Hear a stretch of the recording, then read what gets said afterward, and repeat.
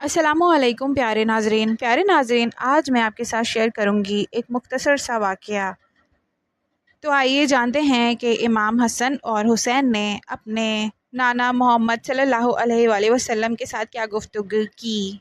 پیارے ناظرین، عید کا دن تھا۔ امام حسین اور حسن اپنے نانا محمد صلی اللہ علیہ وآلہ وسلم کے پاس آئے اور فرمایا، نانا جان، سب کے پاس سواری ہے، ہمارے پاس سواری نہیں، ہم کو بھی سواری پر بیٹھنا ہے۔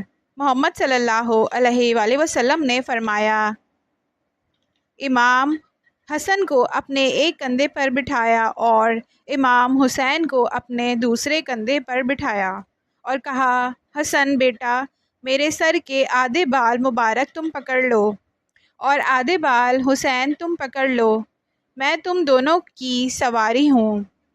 محمد صلی اللہ علیہ وآلہ وسلم اپنے شہزادوں کو کندھوں پر بٹھا کر گھر سے باہر آ گئے۔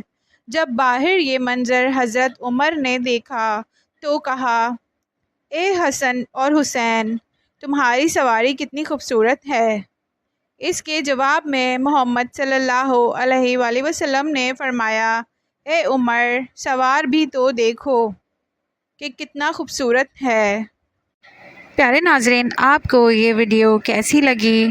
اب میں ملتی ہوں آپ سے اگلی ویڈیو میں، تب تک کے لیے اللہ حافظ۔